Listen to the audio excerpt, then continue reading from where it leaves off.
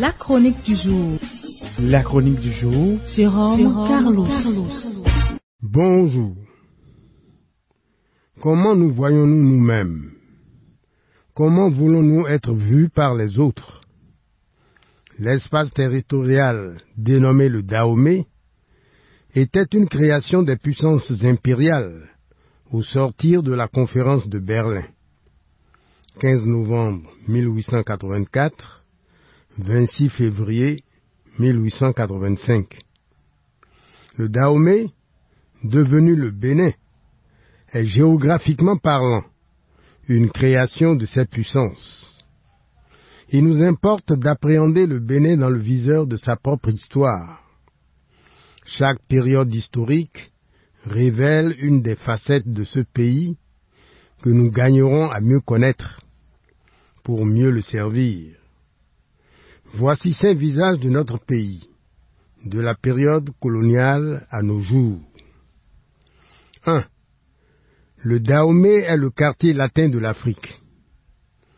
Ce fut l'intellectuel français, Emmanuel Mounier, qui l'a dit en 1948. Notre pays s'illustrait alors comme un modèle dans le cadre de la politique d'assimilation de la France. L'autorité coloniale nous voulait blancs. Blancs dans notre manière de penser. Blancs dans notre manière de nous exprimer. Blancs dans notre manière de nous comporter. Et nous excellions à merveille dans la posture d'un singe grimaçant, d'un perroquet récitant. 2. Le Dahomey, l'enfant malade de l'Afrique. Dès 1963, 3 ans après notre indépendance, nous nous sommes laissés prendre dans un tourbillon de coups d'État militaires. Notre armée était sortie de son périmètre de compétence et avait pris en main la gouvernance politique du pays. C'est Napoléon qui l'a dit, la plus grande immoralité, c'est faire un travail qu'on ne sait pas. Les militaires durent entrer bredouille de chasse, la gibecière vide. Ils n'auront réussi qu'à faire placarder au fronton du pays l'expression peu flatteuse d'enfants malades de l'Afrique. 3. Le Bénin, un pays où il fera bon vivre pour chacun et pour tous. Le paradis socialo-communiste était au nombre des bonnes choses que le marxisme-léninisme a fait miroiter aux Béninois.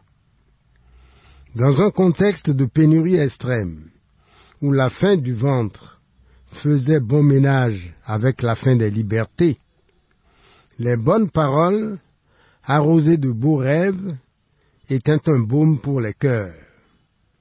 N'est-il pas laissé au libre choix de chacun de rêver grand et tout en couleur? La vérité, quant à elle, est formelle et immuable. Un homme qui a faim n'est pas un homme libre. Un pays où il fera bon vivre, c'est bien, mais c'est le bonheur conjugué au futur. Et l'avenir n'est au pouvoir de personne. 4. Le Bénin, le berceau des conférences nationales souveraines. Alors qu'à la fin des années 80, le Bénin s'était totalement embourbé dans une crise protéiforme, parce que touchant à tout, aux êtres et aux choses, aux idées et aux institutions, le miracle eut lieu. Le Bénin fit breveter une trouvaille idéologico-politique qui fit immédiatement recette. Il s'agit de la conférence nationale souveraine des forces vives de la nation. La formule suscita beaucoup d'intérêt, avec à la clé un livre, la Constitution. Une constitution autant que possible démocratique, pour ouvrir la voie à un pluralisme partisan sans limite et sans limitation. Les exilés et tous ceux qui, pour diverses raisons, s'étaient éloignés du pays étaient invités à rentrer au bercail. La formule des conférences nationales souveraines secoua toutes les consciences en Afrique. C'était pour tous un bâton magique qui avait pouvoir d'exorciser les ombres du passé. N'était-il pas de juste que le Bénin exigeât un droit d'auteur au nom de la propriété intellectuelle? 5. Le Bénin, le pays du vaudou. L'idée est si bien ancrée qu'on tient à l'extérieur tout Béninois pour un adepte du culte vaudou. C'est notre identifiant universel. Le vaudou est un système de spiritualité au travers duquel tout être humain gère sa relation à Dieu. C'est par le vaudou que se scelle ce lien majeur entre l'humain et le divin.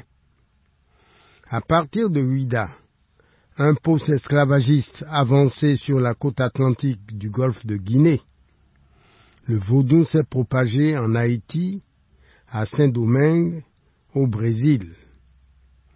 Le Bénin, qui entend donner au vaudou toute sa place dans la culture nationale, a déclaré chaque 10 janvier jour férié, chômé et payé. Sauf que le vaudou ne dort pas. Sauf que le vaudou ne chôme pas. Il veille au grain. Merci pour l'attention et à jeudi prochain.